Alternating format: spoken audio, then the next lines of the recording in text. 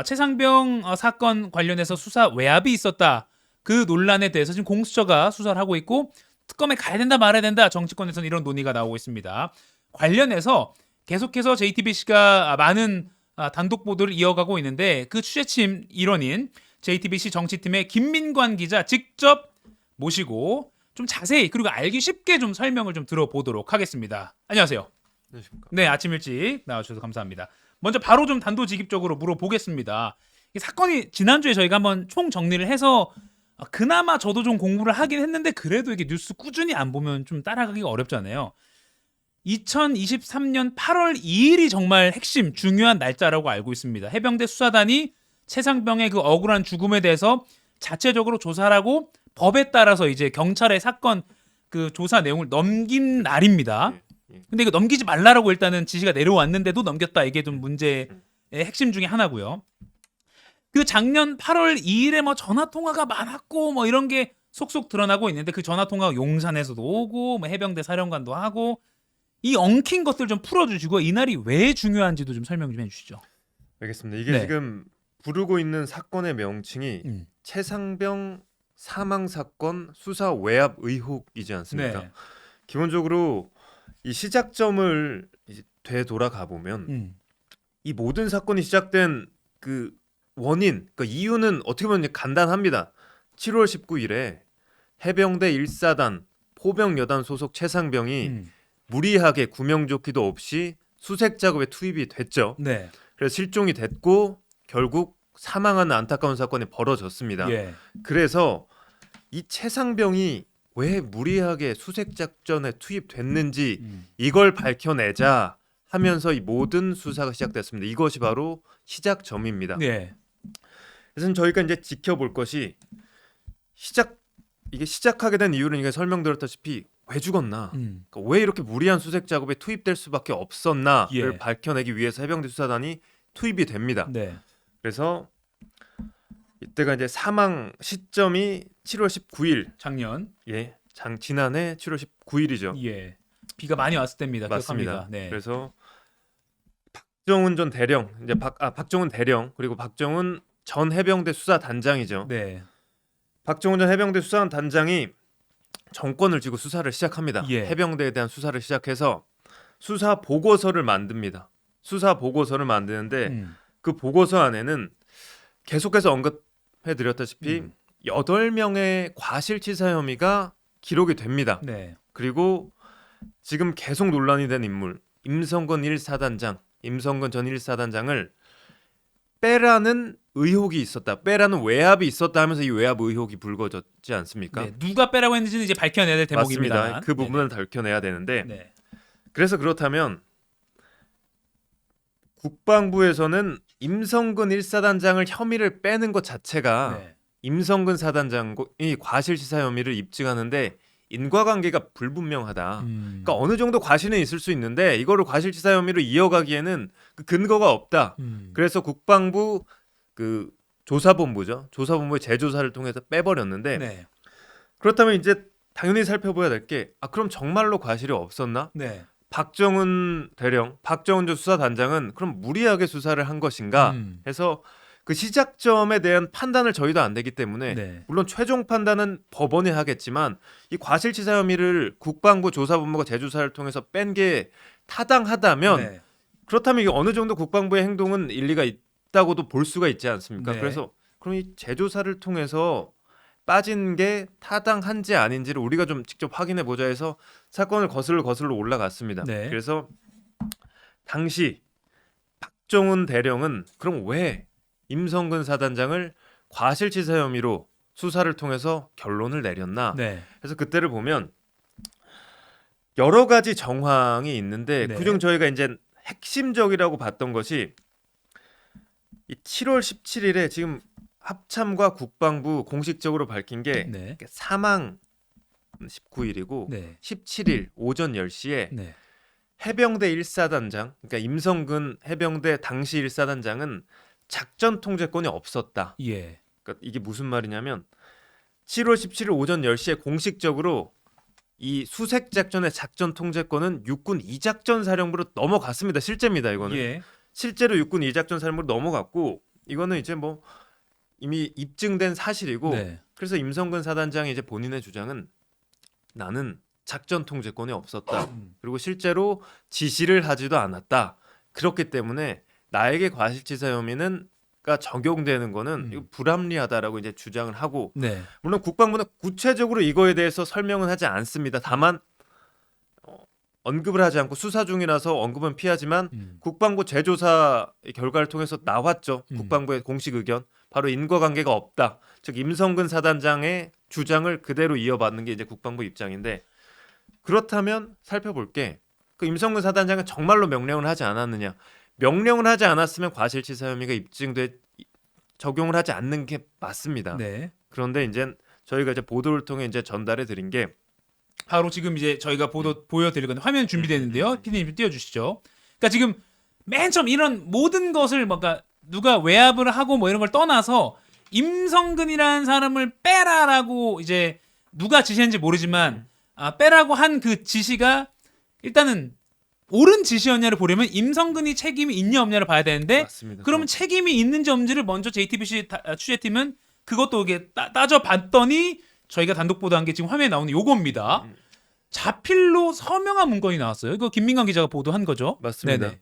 이 문건이 예하 부대에 배포된 시간이 7월 17일 오후 9시 55분으로 추정이 됩니다. 네. 해병대 인트라넷에 이제 확인된 것으로 이제 저희가 이제 취재 결과 이제 확인을 된 건데 네. 그렇다면 제가 이제 앞에 설명드렸다시피 7월 17일 오전 10시에 작전 통제권이 이작전 사령부로 공식적으로 넘어갔습니다. 네. 이거는 그냥 공식적인 사실이고 임성근 사단장도 이걸 근거로 작전 통제권이 나에게 없었다. 그리고 나도 명령을 내리지 않았다라고 했는데 일단은 그것과 반대되는 정황이 바로 이 문건인 겁니다. 네. 이렇게 임성근 사단장 본인 명의로 서명을 한 문건이 오후 9시 55분에 이 예하 부대, 해병대 예하 부대로 전달이 된 겁니다. 네.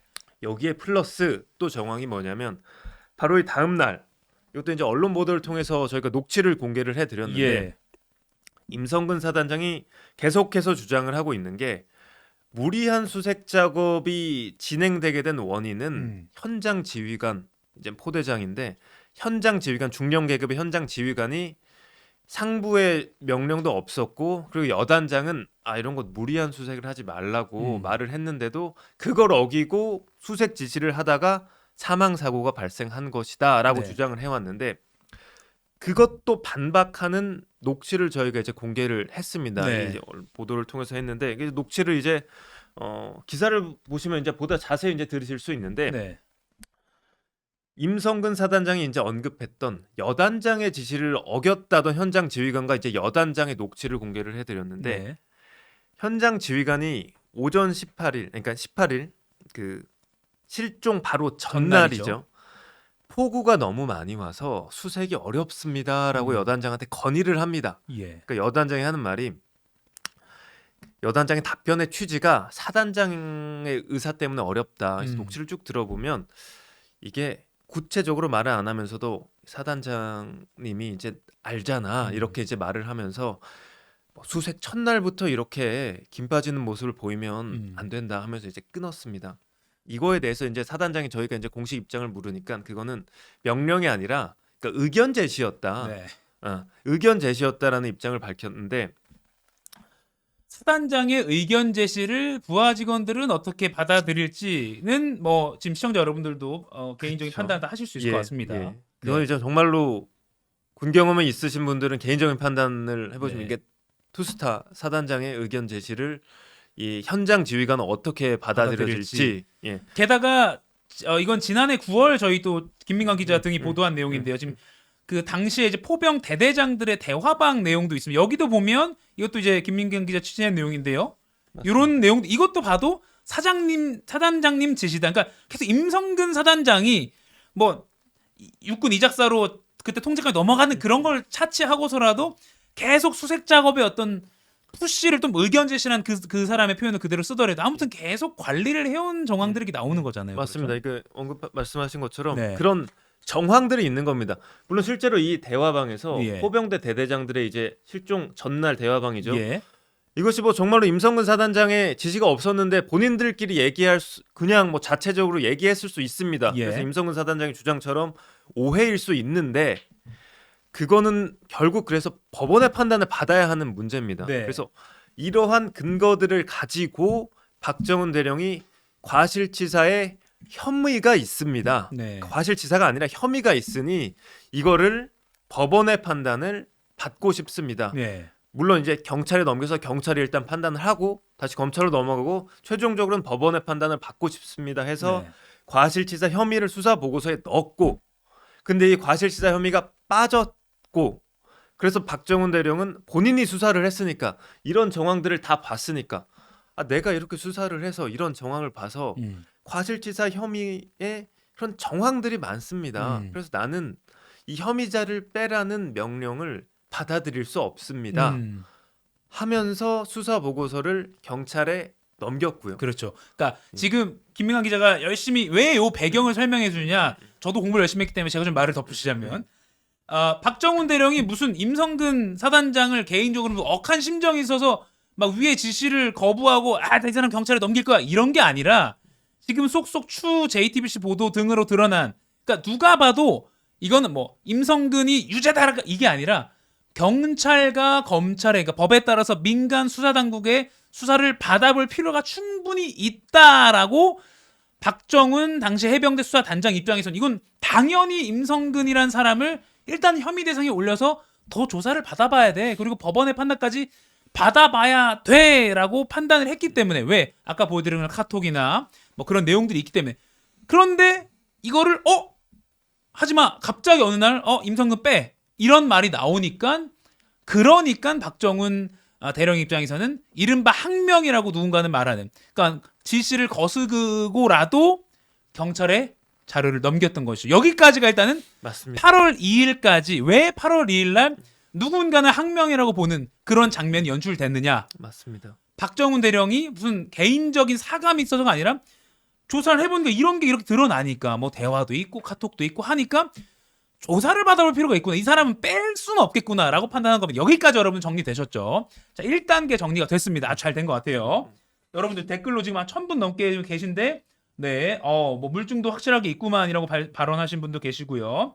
이거 맞네 동의해 주신 분도 계시고요. 네, 여기까지 정리됐습니다. 자, 그러면 제가 앞서 말씀드린 그거 8월 2일 엉키고 설킨 전화 통화들이 또 역시 JTBC에 통해서 드러나고 있어요. 그렇습니다. 이거는 어떻게 봐야 됩니까? 제가 지금 역시 뉴스룸이 보도했던 거 좀 제가 가지고 왔는데 뭐 이런 것도 있어요. 뭐 국가안보실 2차장이 해병대 사령관에 전화하고 임성근 뭐 국방부 법무관리관 전화하고 뭐 이런 엉키고 설킨 톱니바퀴라고 저희가 표현하는데 8월 2일 날 이런 전화 통화 있었거든요. 이 부분에 대해서 네. 저희가 이제 1년 넘게 취재를 이어오고 있어서 네. 저희도 정말 궁금합니다. 네.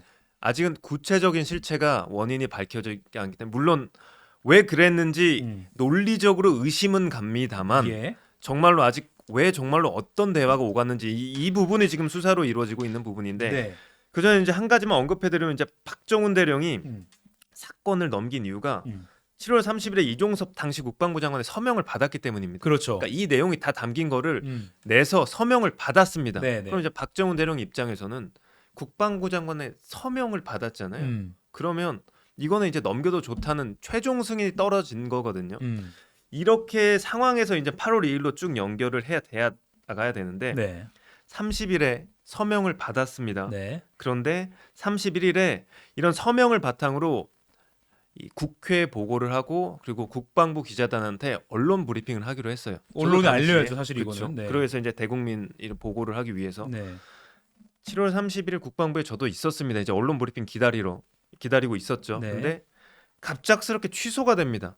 여기서부터 이제 모든 게 시작되는데 당시에는 왜 취소됐는지 알 수가 없었어요. 이게 도대체 설명도 안 해주고 언론 브리핑이 갑자기 취소됐다가 이런 상황에서 8월 2일에 박정훈 대령이 이 수사 보고서를 넘깁니다. 그렇죠.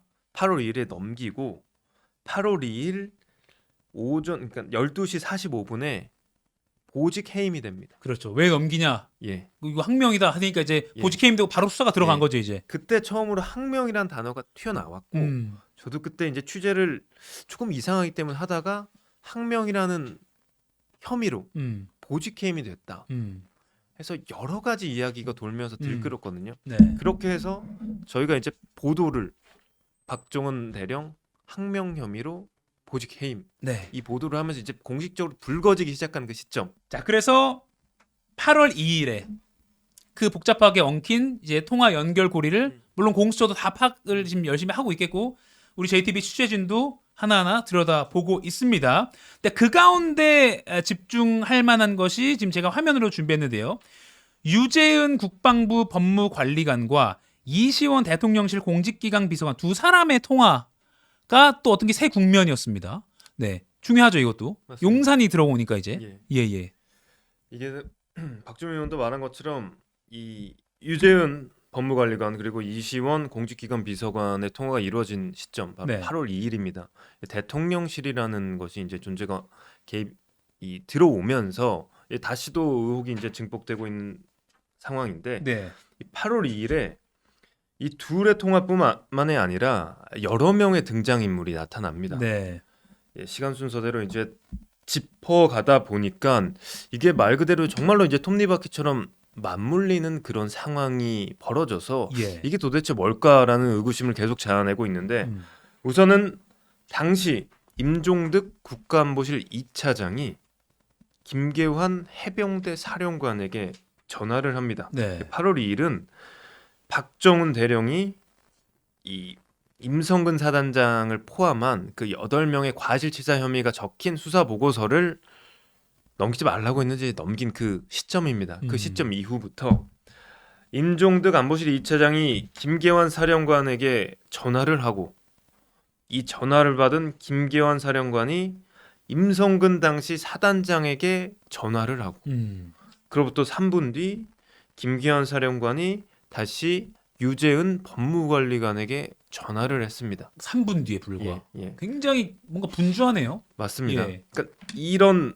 임종득 당시 2차장과 김계환 사령관, 김계환 사령관과 임성근 사단장, 김계환 사령관과 유재은 법무관리관, 유재은 법무관리관과 이시원 공직기강 비서관과의 통화가 8월 2일에 연달아서 이어진 겁니다. 네.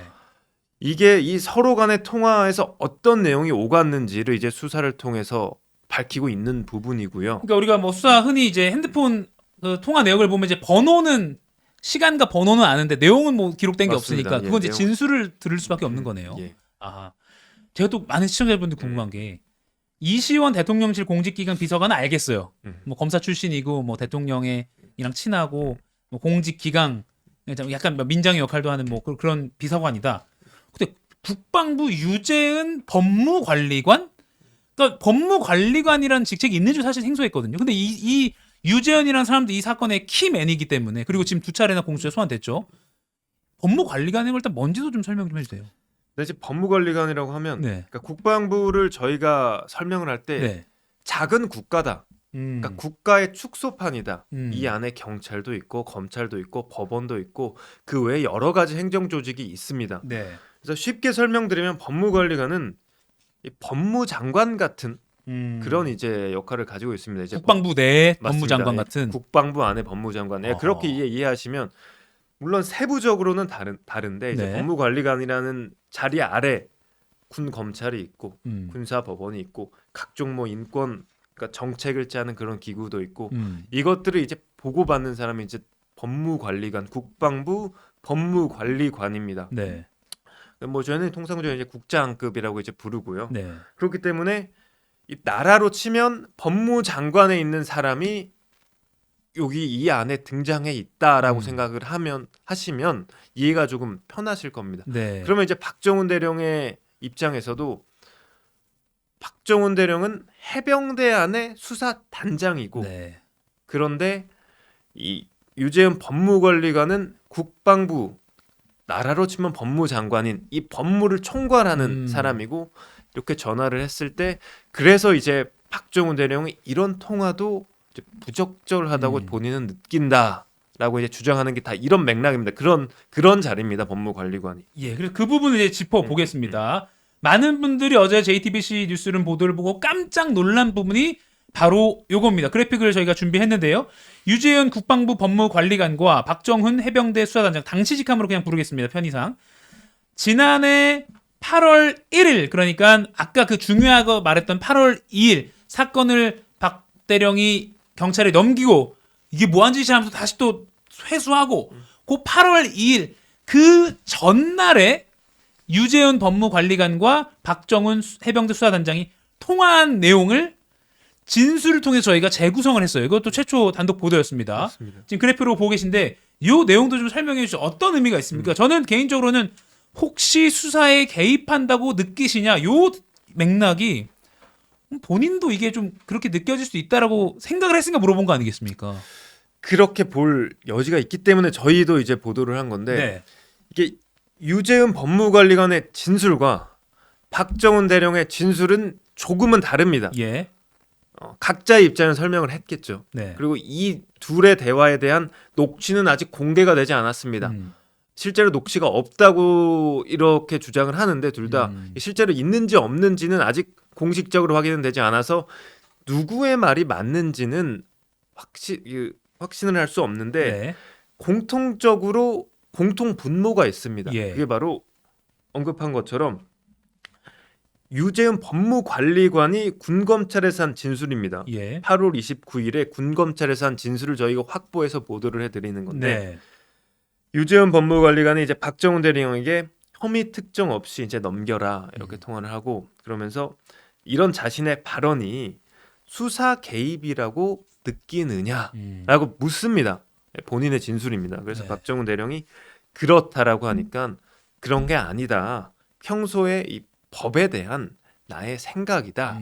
이렇게 말을 했습니다. 아하.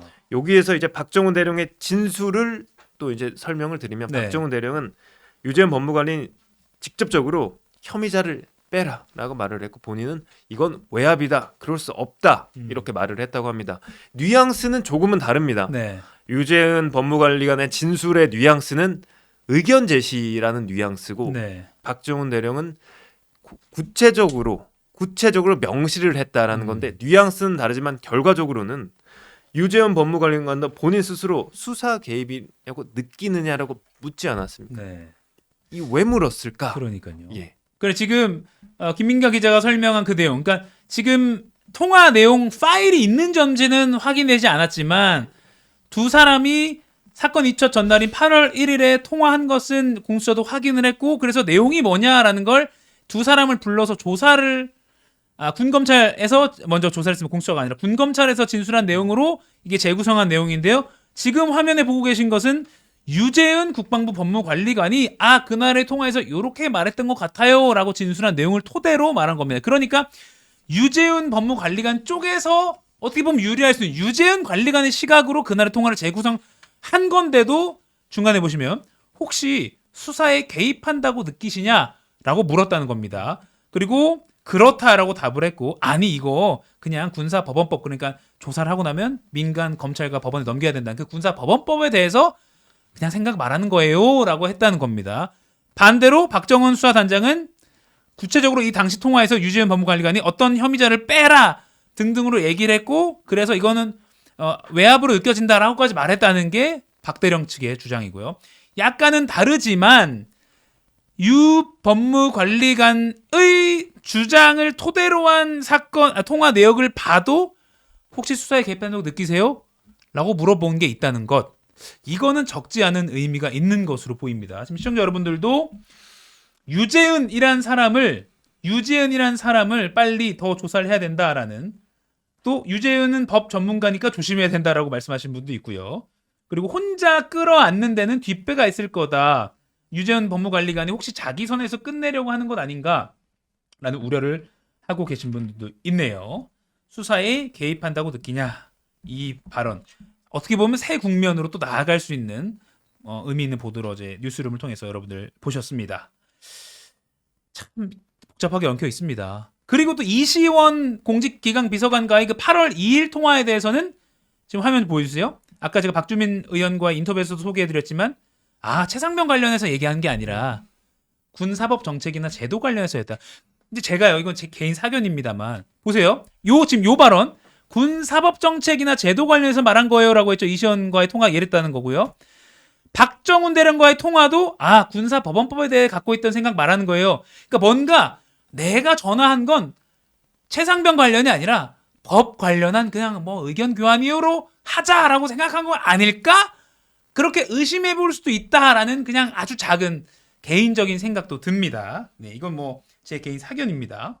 자, 그러면 김민강 기자 앞으로 계속 저 수사를 취재할 텐데 끝으로 뭐 취재 기자 입장에서 뭐 예견한다는 게 부담스러울 수 있겠습니다만 뭐 이렇게 여쭤볼게요. 그러면 대통령실 관계자 소환도 당연히 뭐 이루어지지 않겠습니까? 수사의 어떤 흐름상 어떻게 보십니까? 그렇게 될 것으로 보입니다. 네. 이게 기본적으로 제가 설명드렸다시피 네. 김기현 사령관과 임종득 안보실 2차장의 통화 이 기록도 나왔고 네. 그리고 이게 다 이첩 당일이죠. 유재은 법무관리관과 지금 계속 설명해 주시는 것처럼 이시원 대통령실 공직기강 비서관과의 통화 기록도 나왔고 네. 그렇다면 도대체 여기서 어떤 대화가 오갔고 그럼 이 대화가 이러한 의사결정에 영향을 끼쳤는지 않았는지를 일단 확인을 해야 이 최상병 수사 외압 의혹 사건이라고 명명된 이 사건의 이 본질적인 이 실체를 밝힐 수 있지 않을까.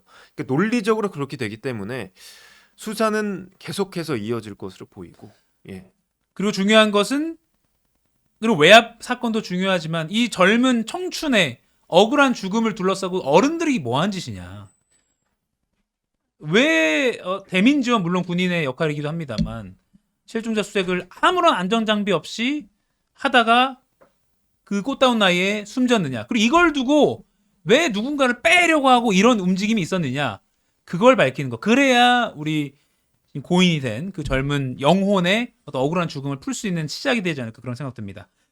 김민환 기자도 이제 올해 뭐 작년부터 취재를 해왔으니까 복잡하게 얽혀 있는데 저희 출연하면서 좀 개인적으로 정리가 좀 되지 않았습니까? 맞습니다. 저도 이제 값진 시간이 아니었습니까? 설명을 하면서 네네. 예, 저도 계속 1년 동안 매몰되어 있는 사건인데 네. 정리가 스스로도 잘 됐습니다. 예. 그런 제가 말씀드린 이유는 이게 앞으로 계속 굴러가고도 아마 특검으로 갈 가능성도 크기 때문에 그럼 또 특검 또 특별 취재를 또 담당하지 않겠습니까? 그렇다면 앞으로도 종종 저희 나와서 중간중간 국민들의 시청자분들의 어떤 정리가 필요한 시점에서 정리 좀 해주십사 이렇게 말씀드리면서 오늘 인사를 드리도록 하겠습니다. 김민강 기자 앞으로도 계속 좀 지켜봐 주시고요.